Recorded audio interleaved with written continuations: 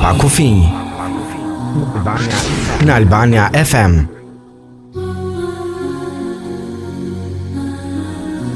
Përshëndetje të nderuar dëgjues dhe mirë se vini në emisionin e radhës Pa kufi. Edhe sot, si çdo ditë, do të lexojmë opinionin e analistëve të njohur të gazetarisë shqiptare në lidhje me problematikat që shqetësojnë opinionin publik. Artikulli që kemi zgjedhur për sot është shkruar nga Xhevat Mustafa dhe titullohet Optimizëm në kohë kolere.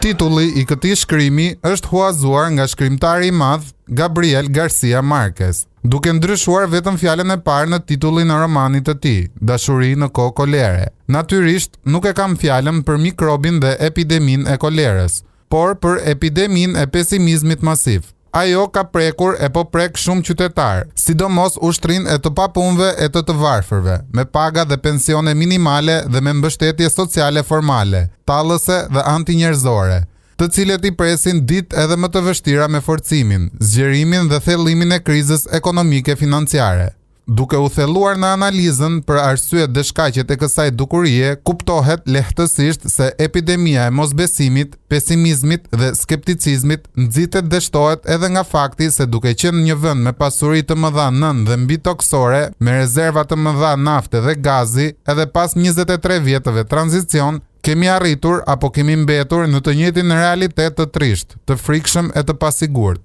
Thuaj se të gjithë nuk e dim çfarë ajri thithim, çfarë ushqimesh ham, çfarë ujë dhe çfarë lëngje shpim, të çfarë lloj, cilësie, efekti dhe afati përdorimi janë ilaçet që marrim. Tregojmë durim jo njerëzor kur ndjekim në heshtje apo me tifozllëk partijak e leadershipi skenat e shpeshta ku politikanët zihen e shahen ditën në sallën e parlamentit dhe puthen apo luajnë bixhoz natën në vila dhe saraje. Shumica e ndërtuar jo me para djerse e pagash mujore. Duam apo nuk duam ne, është fakt që nuk mund të mohohet se edhe sot e kësaj dite të maj të vitit 2014, Shqipëria vazhdon të jetë në fund të listës evropiane për nivelet e prodhimit të brendshëm bruto, të ardhurave mujore minimale e mesatare për frym, të pagave, pensioneve e të mbështetjes sociale, si dhe në vendet e para në listën për nivelin e lartë të korrupsionit, trafiqeve dhe të krimit të organizuar. Rolin e politikës dhe të klasës politike e lam të fundit, kur në të vërtet mund të ishte në krye të listës së faktorëve që shkaktojnë dhe nxisin krizën e mosbesimit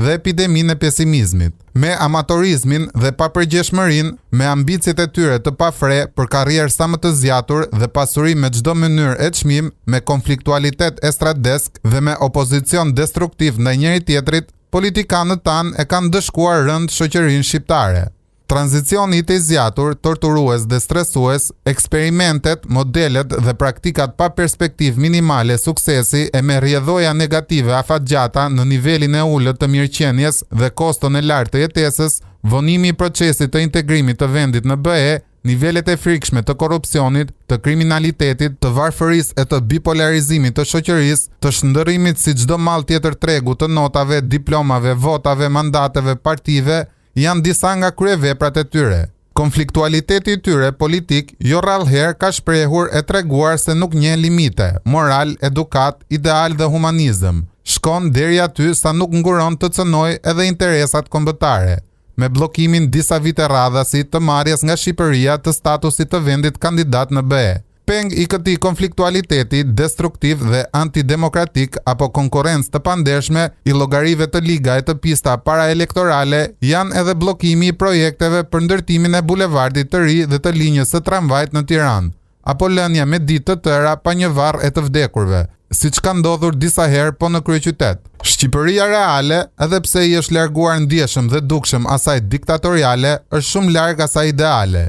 që kishim ndërruar më 1990-92. Ajo është akoma shumë larg së bëri si gjithë Evropa dhe si Zvicra e Ballkanit. Vazhdohet të krahasohet me të gjithë treguesit e niveleve të zhvillimit, mirëqenies dhe dukurive negative vetëm me Moldavin, Bosnjë-Hercegovinën, Maqedoninë, Kosovën. Natyrisht nuk ka se si të gjitha këto të mos shtojnë ndjeshëm edhe pandalshëm epideminë e pesimizmit dhe të skepticizmit ndaj këtij realiteti dhe për të ardhmen. Njëherazi edhe numrin e këtyre njerëzve, sidomos të moshave të reja, që nuk shohin dhe gjejnë alternativë tjetër mbijetese veç asaj për të ikur sa më parë, me çdo faturë dhe me çdo justifikim nga ky vend. Fatkeqësisht, dozat e realitetit e të pesimizmit që merr vazhdimisht e nga çdo drejtim qytetari i thjesht, përforcuar edhe nga dozat e komunistifikimit e të enverizmit, janë më të forta, vepruese dhe ndikuese se sa dozat e premtimeve pa shanse konkretizimi, që jep me bollëk e pa dogam politika si dhe nga dozat e optimizmit, në formën e këshillave apo qetësuesve që japin psikolog e sociolog, neurolog e kardiolog.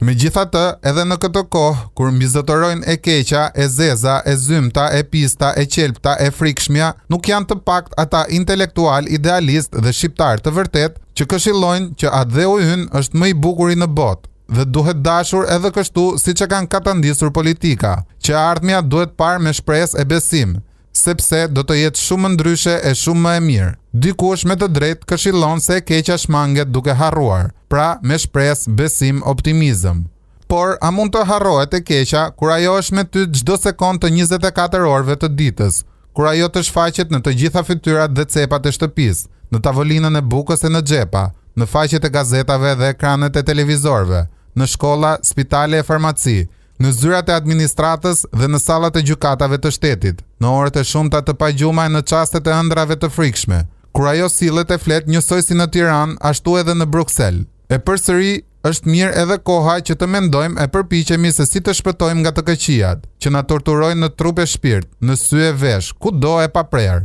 Në mos u arrit shpëtimi i plot, ia vlen të kënaqemi edhe vetëm me lehtësimin e kafshimeve prej tyre. Protesta dhe kundërvënia masive dhe paqësore është njëra nga alternativat, por jo ekskluzivja. Për të shmangur një pjesë të këqijave, autorësinë të cilave shumë qytetarë dhe analist me të drejtë e shohin dhe e gjejnë te klasa politike shqiptare apo tek armiqtë e jashtëm, do të ishte mirë të zgjerohet dhe thellohet kërkimi edhe analiza duke parë secili tek vetja. Në fund të fundit, politikanët dhe qeveritarët kanë gjetur shesh pa kanë bërë për shesh. Kuptohet më së shumti për vete.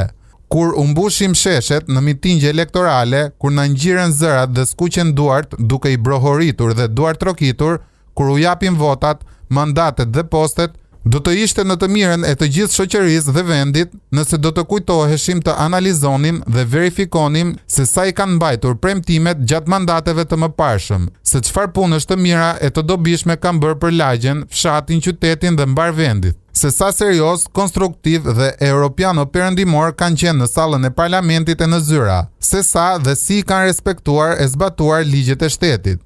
Nëse kjo analizë bëhet e thellë, pa tivoslëk partijak apo pa kult kryetari, do të dilte se plot prej politikanëve, qeveritarëve e ish qeveritarëve, qendror e lokal, janë djegur me kohë për pa aftësi, pa përgjeshmëri, abuzime flagrante me ligjet, kompetencat dhe detyrat, për korrupsion individual, familjar, klanor apo ortakëror, për disa humbje apo dështime të mëdha.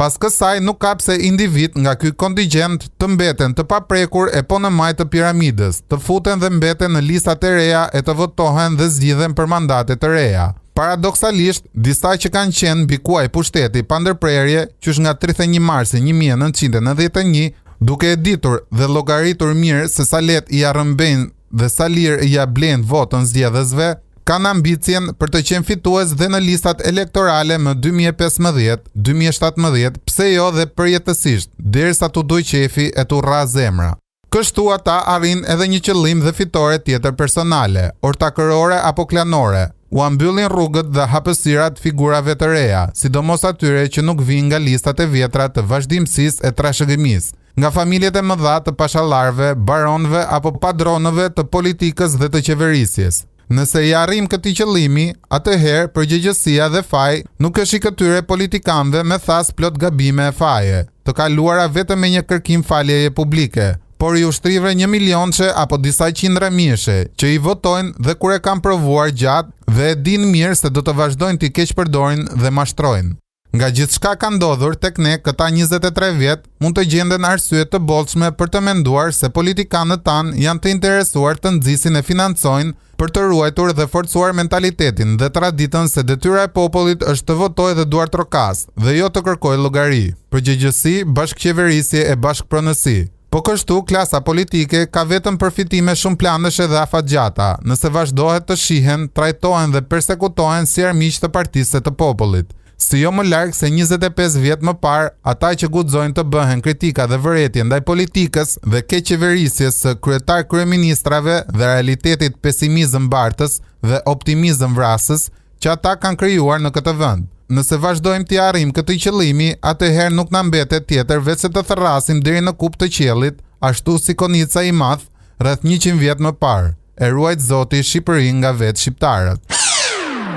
Të nderuar dëgjues, ju rikujtojmë se opinionet e autorëve nuk paraqesin domosdoshmërisht edhe opinionin e redaksisë.